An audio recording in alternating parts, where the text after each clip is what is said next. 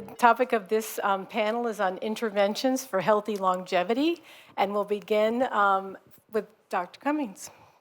I'm going to talk about pills. So that's the title, and the conclusion is don't be fooled. Okay, so now, start with a survey. How many of you take a supplement of any sort? Okay, I'm in trouble. But it's pretty typical. Surveys show that around 70% of people at any age are taking a supplement of some sort. And those of you who've just casually walked the aisles of GNC or any drugstore, you can see how many of them are promoted for longevity. There are longevity supports, there are longevity stimuli, there's even one called purple longevity. I wonder what that means.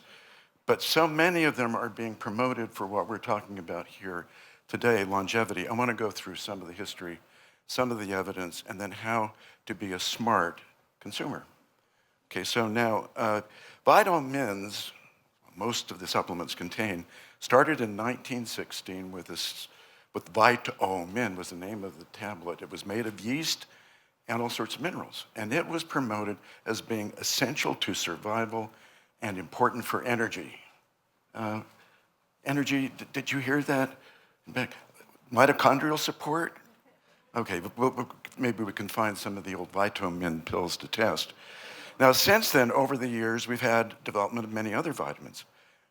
Vitamin A, vitamin B, vitamin C, vitamin D, vitamin E, and the F I'll take for folate. And so I'll come back to those in just a minute. But one of the things that that you'll see when you see a vitamin or any other supplement promoted is that studies show. Anybody seen that? Studies show. Studies show. Well, they don't really tell you what those studies are. And the studies may be mouse studies. It might even be worm studies. And in humans, they are generally what we call observational studies. Now, this is really the central part of my talk, is what observation means as opposed to randomization. It's really critical. And so now I want to use an example. We'll use vitamin D, and I'll come back to vitamin D a little later on to make some more enemies in here. Vitamin D has been studied, including in our studies, many studies that show that people who are taking vitamin D live longer than those who are not taking vitamin D. And so that's evidence that vitamin D promotes long life. Now, if you look at that more closely, those people who take vitamin D are people who are typically better educated, have better lifestyles, are different in many ways from those who don't. So in fact, it is no surprise that those who are taking vitamin D live longer and have a lower incidence of diseases because they're different from those who don't take vitamin D. Now, it also turns out to be true, by the way, for your level of vitamin D. Many of you, I'm sure, have had your level measured. And levels are related to health. So those with poorer health tend to have lower levels of vitamin D for reasons we can talk about in the hallway. So that's really interesting. So how do you take care of that? How do you get good evidence instead of this biased evidence? And that's something called randomization. I don't want to bore people here who know what randomization is. Everybody who knows what randomization is, okay, we got to go over randomization. Randomization basically is a way of balancing so that one group has the same education and lifestyle as the other group, the one group taking D and the other one taking a placebo. You do that by randomly assigning people to one group or the other. They have no control over it. It's placebo blinded so that you don't know what you're taking, and therefore the results can be trusted. The results are rigorous. The results are not biased or confounded by having more people with better health in one group than in the other group. It's the same. So now let's talk about what we learned. Instead of the observational studies of vitamin D showing all of these benefits, there have been very large, very rigorous, very well done studies of vitamin D now. probably more than I think, but I've read all of them, and I think we're up to about 50,000 people in trials. The most common dose of 2,000 international units per day, and these have been very consistent in their results. Vitamin D does not reduce mortality, does not reduce the risk of cardiovascular disease. It does not reduce the risk of any disease. It doesn't reduce the risk of kidney disease. I could keep going on. The list is very long. There is no disease for which vitamin D at that dose has been shown to be beneficial. And that's even true in people whose levels are really low to start with, who've got so-called deficiency. Bringing into question, gee, what does that mean? If it doesn't work for anybody, why do you get your vitamin D level measured? Because it's not going to be a guide to whether it's going to benefit you or not. Okay, so one other thing to worry about, though, is that there are harms. So with vitamin D, you get a dose of 4,000 a day, and randomized trials are pretty clear that that increases your risk of falls. 4,000 units a day or more reduces your bone density and reduces its bone quality. So not only is vitamin D not effective at one dose, at higher doses, it may actually have harms. And if you go to the store and you look at the supplements, you go online, it's common to find vitamin D in 5,000 unit and 10,000 unit pills and capsules. So things are being sold out there in the stores that are in fact demonstrably harmful. Now this same kind of thing, these large randomized trials have been done for vitamin A, for vitamin B, for vitamin C, for vitamin E, for folate, and for multivitamins, and then putting them together as antioxidants. So all these big trials have been done for all of these, and they don't reduce mortality. Okay, well that's depressing, but also even more depressing. Several of them, like vitamin A and folate, for example, have adverse effects. Folate, low incidence, but prostate cancer. Vitamin A in smokers, lung cancer as an adverse effect. So not necessarily are these things that are, gee, if it's a Vita, it must be good for me because it's a Vita. No, it might actually occasionally have harm. So what, oh, and by the way, a lot of the stuff that you're hearing now, NAD and other biological based supplements, we simply do not have the randomized trials to support taking them, but I also worry because they're potent that they may also have adverse effects. So now what should you do? Well, I would say, summarize that if you are, probably the best thing you can do is to walk or to bike to that GNC or vitamin Stelling store. But do not buy anything on any of the shelves, because you'll have gotten all the benefit from getting there.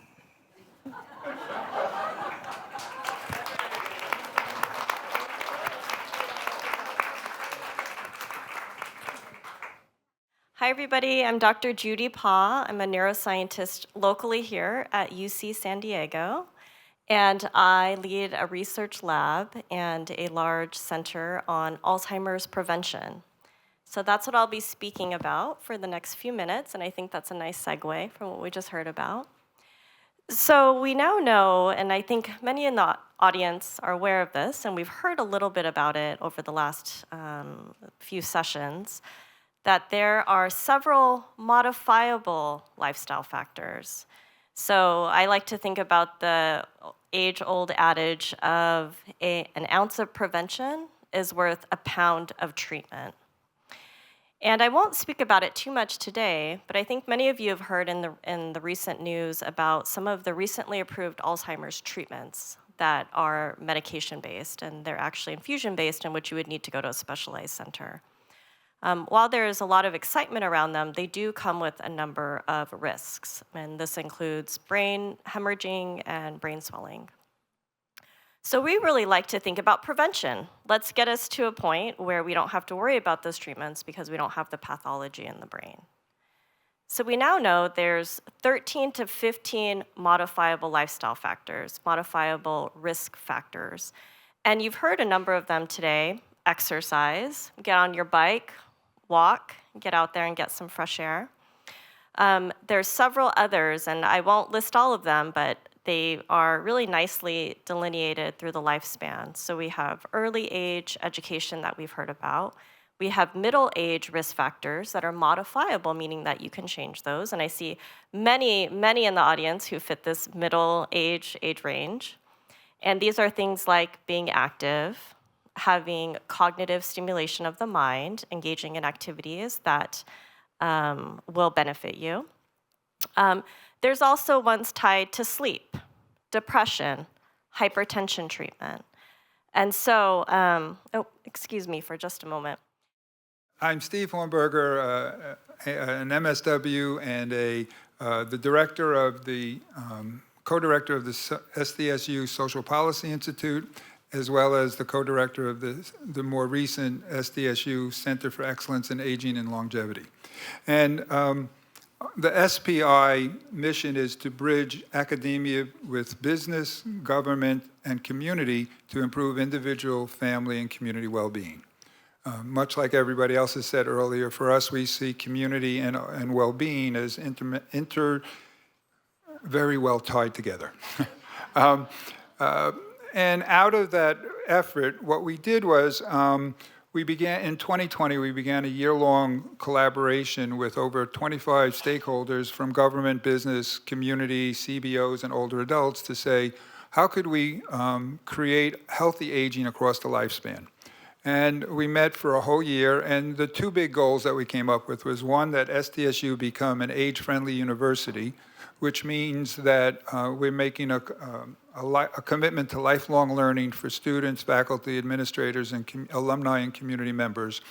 And two, that we would create the Center for Excellence as a way to continue the work that we had begun and learned about in terms of how do we address the current and emerging challenges that impact older adults, caregivers, and communities in terms of health and well-being. It's back to you. I am so sorry. So a little bit of personal news is that I tore my ACL trying to be physically active, and my surgeon was calling because I'm trying to get surgery. So I am so sorry.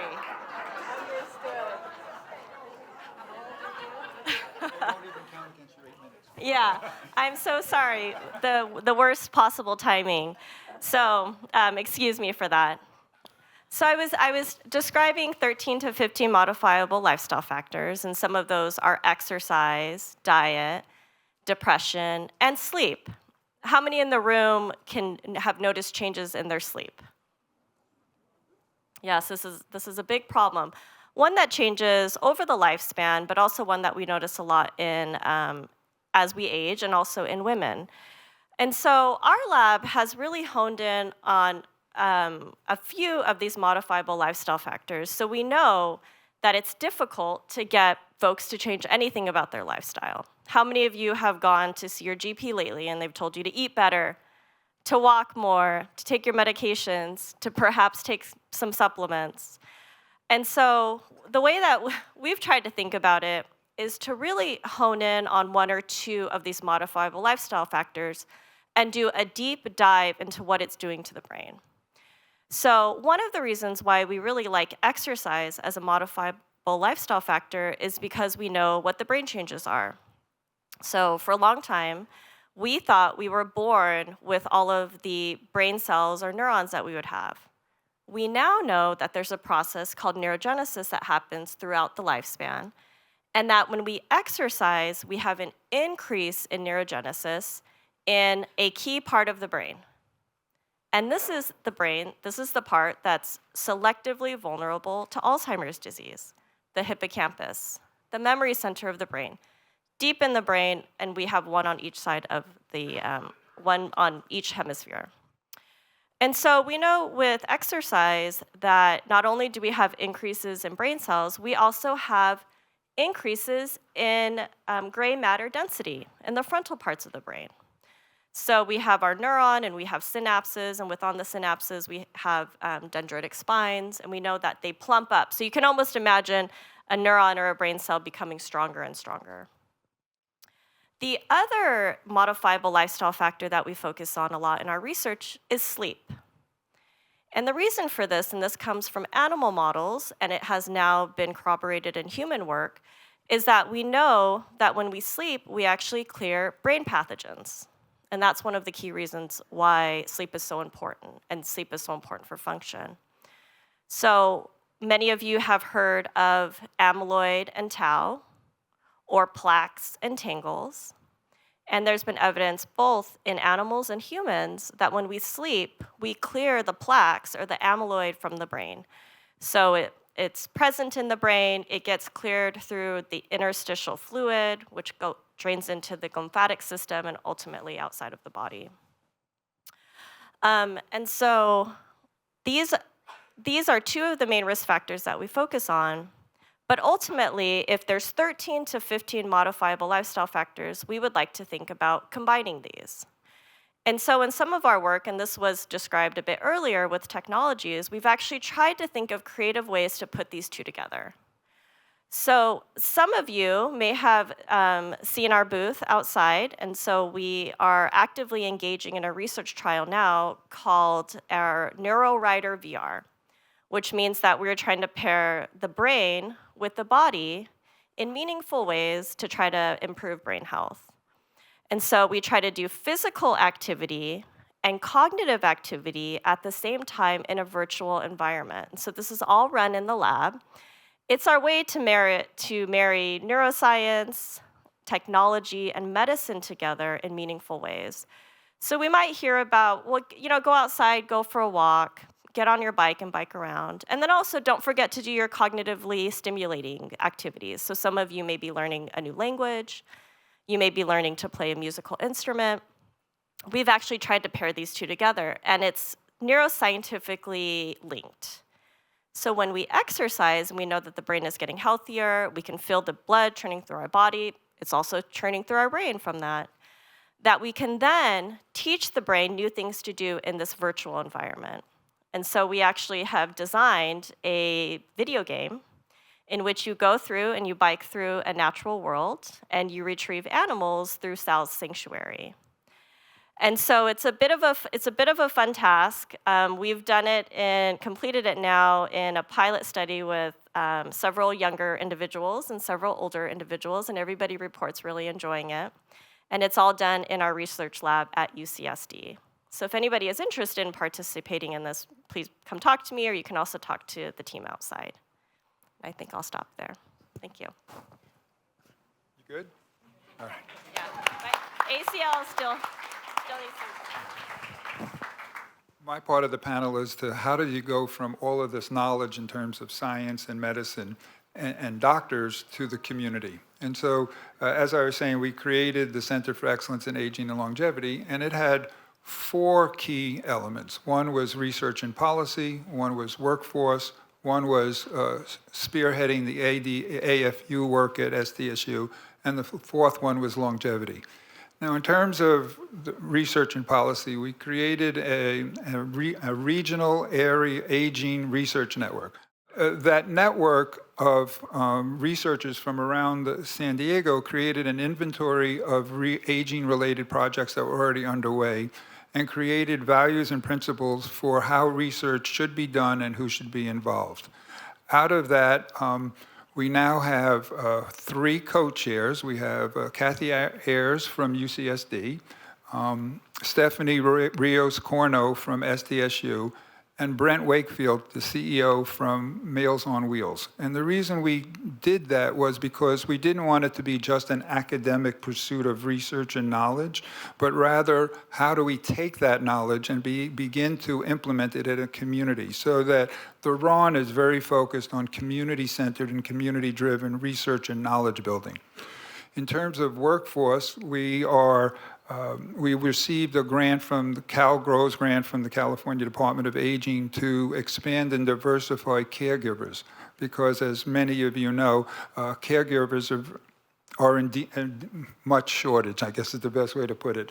And so we created a partnership with the San Diego Public Authority that does all the certifying for in-home services and support caregiving, the Glenner Center, and Stepping Higher, as well as Determined Health, because we wanted to be able to have a broad collaboration across some key stakeholders that do very different things. And it's called the San Diego Caregiving Connections. You can go on our website and see it. And what we have done, we're 4 months ahead of the deliverable that we're supposed to do. We've had over 150 people register and take courses that have had over 600 hours of training.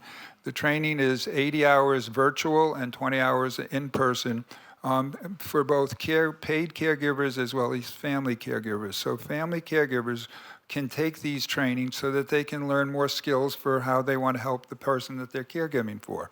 If someone who's an unpaid family caregiver is interested, the public authority will expedite so you can become eligible to become a paid caregiver because, as people have said earlier, caregiving has a real toll on both you financially but also emotionally. And the piece that we've done that's unique in our caregiving connections is we created a peer support person so that they can help people in terms of understanding what's happening, be able to apply the knowledge, but also and where to find and navigate for resources, because it's tough doing this alone, and it's tough doing it on your own. And so that's a way that we're trying to, again, take what we know works and bring it to populations as, I'm missing her name, the Longevity Center described how that we wanted to make sure that it's spread for everybody, not just some of the people or the top 10%.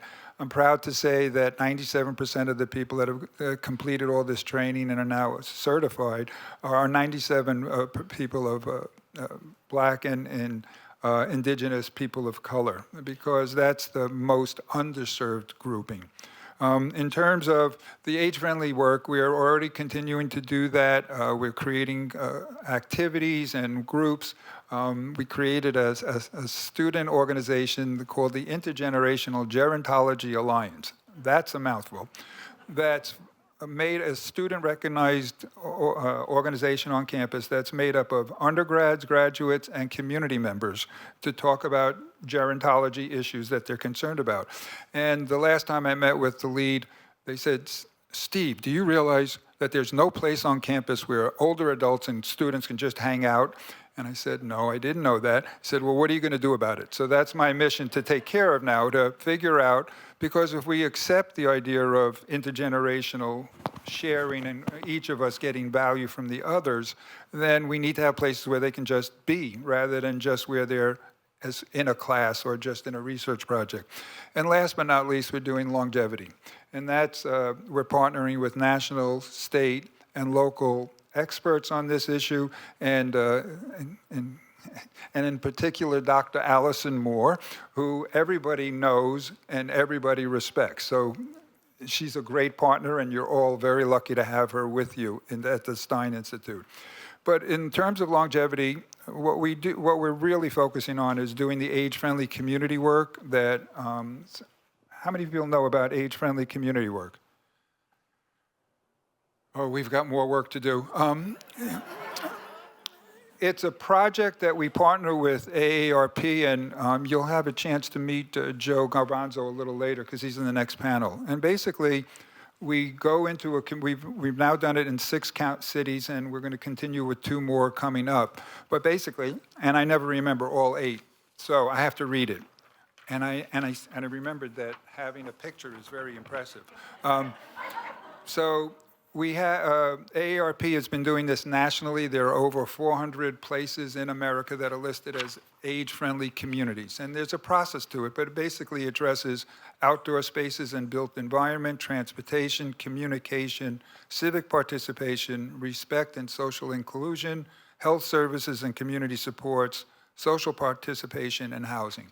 And so what we do is we put together an online and in-person survey. We have thousands of surveys where people tell us what's working, what's good, what they need.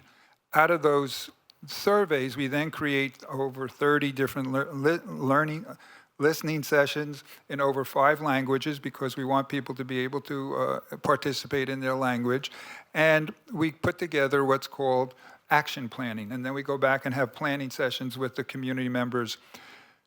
Out of that, we then come up with, here's our goals and activities for 10 years, what we want to do in the next 18 months, what we want to do in the next 4 years, and what we want to do 5 to 10 years, because everything can't get done right away.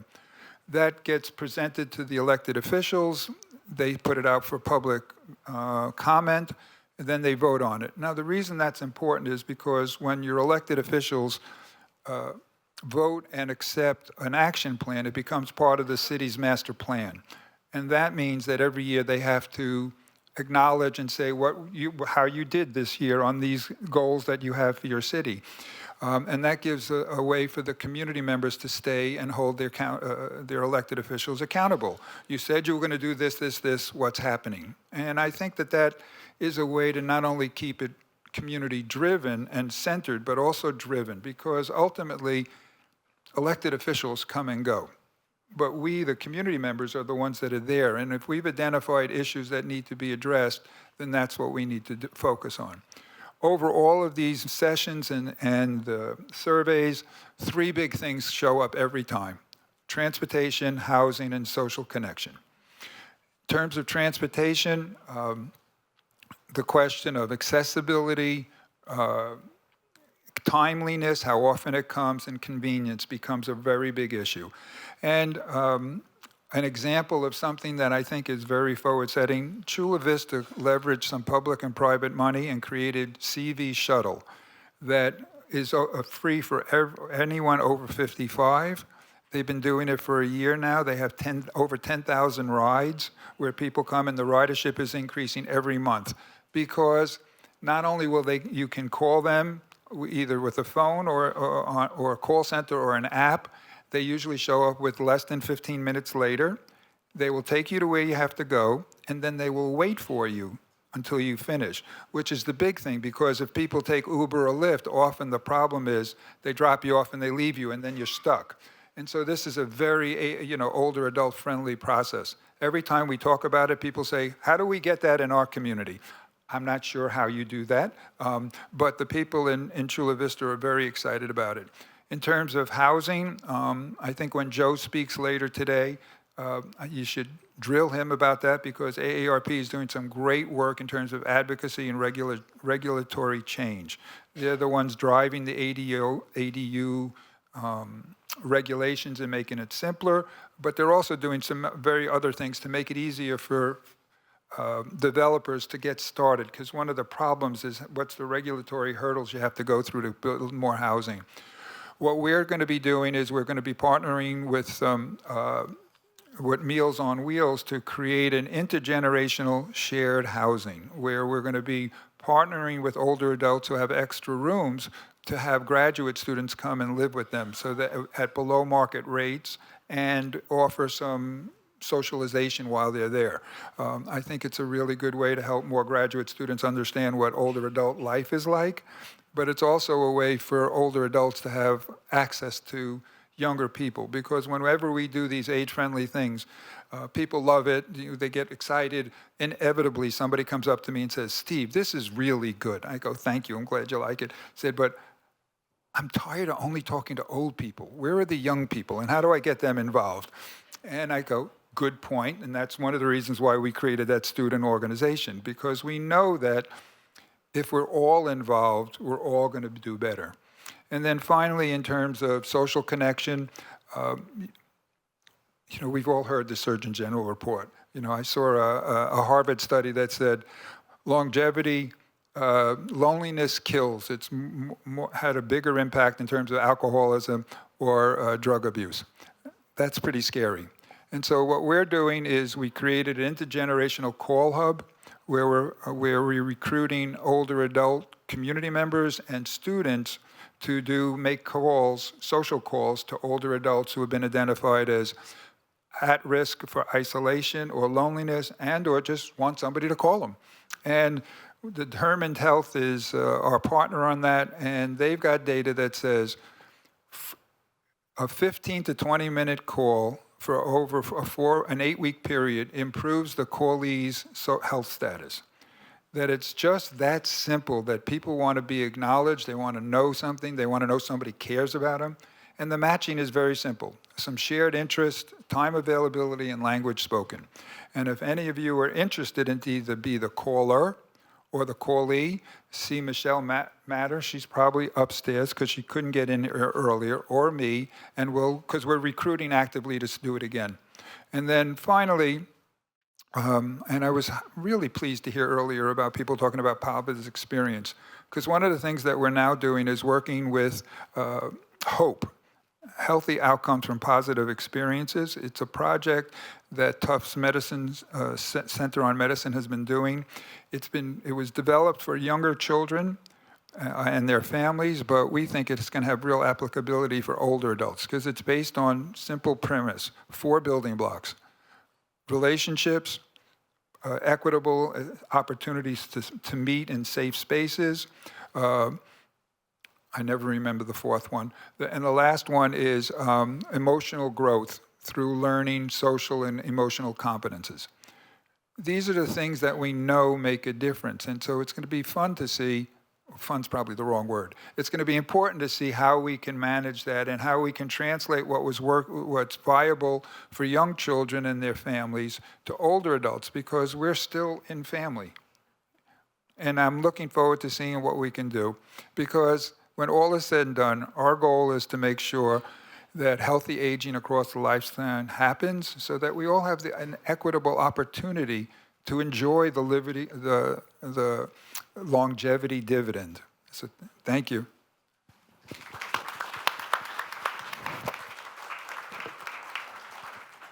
Thanks, everyone. So what I got from this presentation is no vitamins. Yes, engage in behaviors that we know can improve brain health and other forms of health, and ideally doing more than one at a time. And finally, really community supports to improve, well, really to do even more in some ways, like get together with different generations, have support within your community, have safe housing, good transportation. And so quite a range of things. Is there any way that, so hearing the no pills is controversial. I have so many patients who take a bunch of pills, including many I've given them.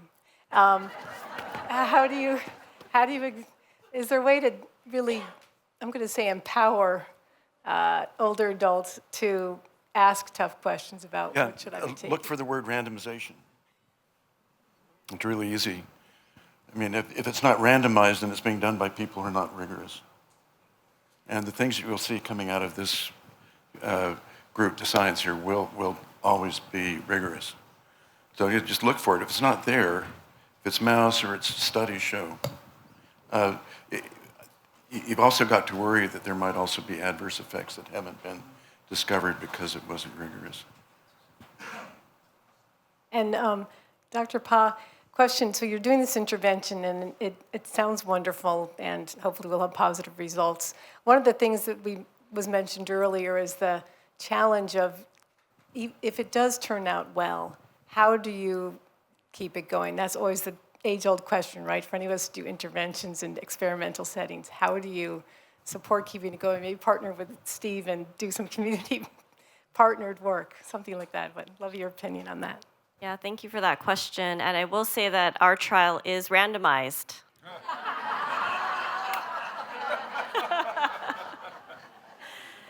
And so ours is a randomized controlled trial, which means that it has a control group, and folks are randomized into one of several different types of groups that are getting different treatments. And the goal of these is really to understand, is one treatment better than another? Is it worthwhile doing X over Y? And it's these types of very rigorous, scientific, randomized trials that allow us to get at this. And the question, Dr. Moore, that you're asking is really, well, right now it's laboratory-based. It requires engineering, neuroscience, and a wide variety of disciplines to be able to do it. How do you then translate that into the community? How might that be available? And that's when we get from these lab-based randomized controlled trials to the community, and it's called dissemination and implementation. It's called these DEI or DI types of trials. They're challenging, we've completed a pilot on this. We're running a larger study now, but we're already starting to think about how to get it more into the community. UCSD is in La Jolla. That's far for many of you, and we oftentimes hear that it's challenging to get out to these different locations.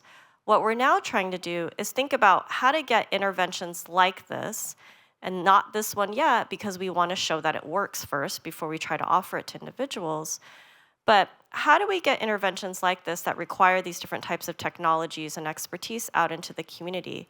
Well, we're forming partnerships in the community at different community centers, down in the South Bay, more into the East County, and putting it into the community as opposed to asking individuals to come to us. And once we're able to do that, then we can start to form new partnerships, and we can offer these types of technologies in your neighborhoods. Maybe possibly even with a mobile bus, where we would drive it around, and this is something Dr. Molina is working on, is to then have a mobile bus and drive it into your community and park it there for the day, and invite you to come over to our little van and our bus and try out the intervention, and then try to go from there and figure out how to disseminate it more widely. But first, we need to show efficacy, or that it works through these randomized trials. Oh, this one I could answer. So we now know about healthy eating, exercise, social connectivity, mental activity, sleep. What about the increase in usage among older populations of CBD and THC?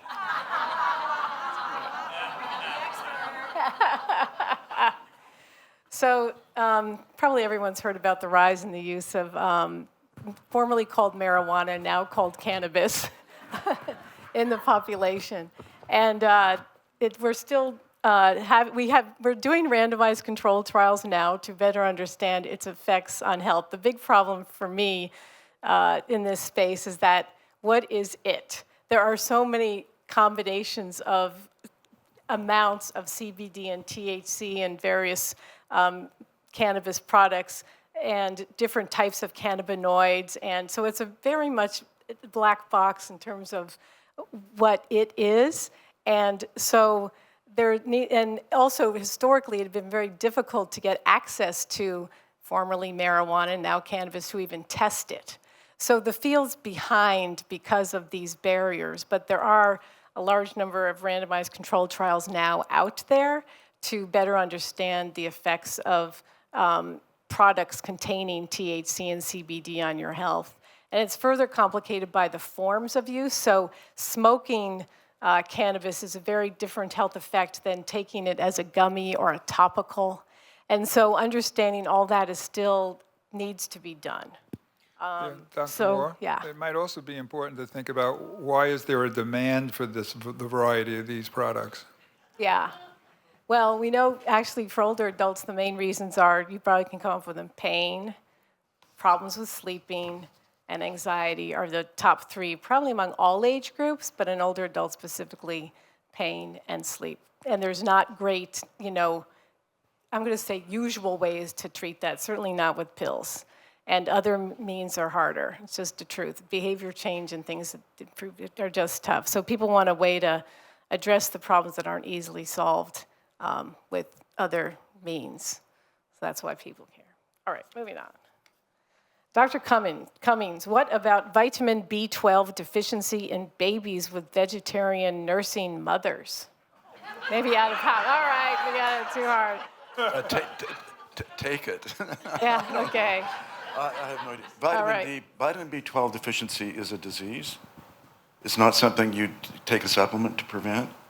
I mean, people who have anemia of a certain sort that's recognizable, measurement of vitamin B12 can identify that it's low, and then you need treatment. It's a pretty rare condition.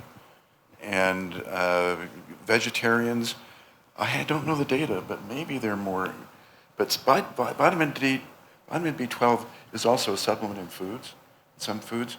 So, I was in practice for 30 years in general internal medicine, and I think I recall one case of pernicious anemia, vitamin B12 deficient. So it's pretty uncommon and not a justification to take it as a supplement. Dr. Pa, do the 13 to 15 preventive lifestyle changes or interventions still have positive or modifiable, that's what you meant, the modifiable factors still have positive effects once someone is already experiencing memory decline?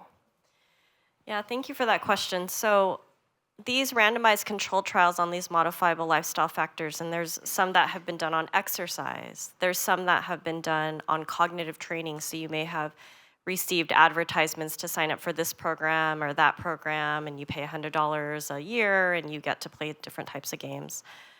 There's been a number, diet as well. There's been a number of these types of trials, and they're sometimes in individuals that don't have any memory complaints.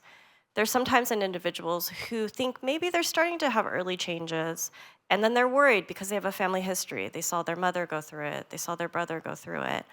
And then traditionally, a lot of the Alzheimer's disease clinical trials historically have been in individuals with early to moderate forms of dementia, likely due to Alzheimer's pathology. So we know that dementia is this umbrella term, and there's many different causes of dementia. So the most common one is Alzheimer's disease pathology.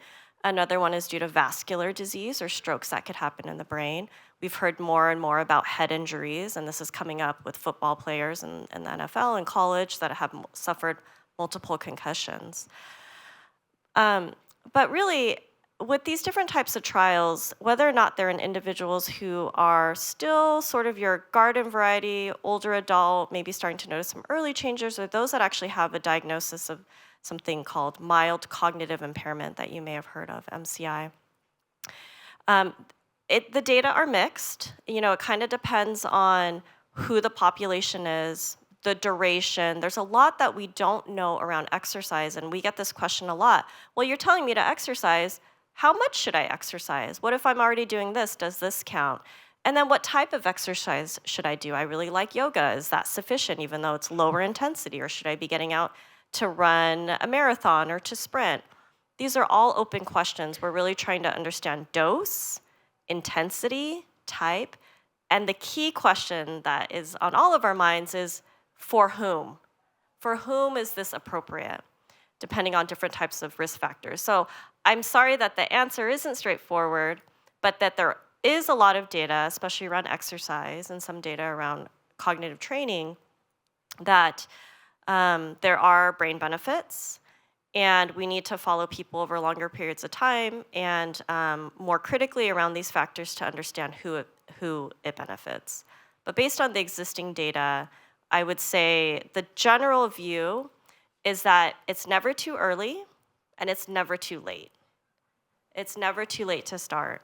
And I like to think about exercise as a bank account. Maybe I don't need it right now. Maybe that's why I went out and played volleyball and jumped and tore my ACL. But I like to think about it as whatever I'm doing now is something I'm putting in the bank for later when my brain needs it. Thank you.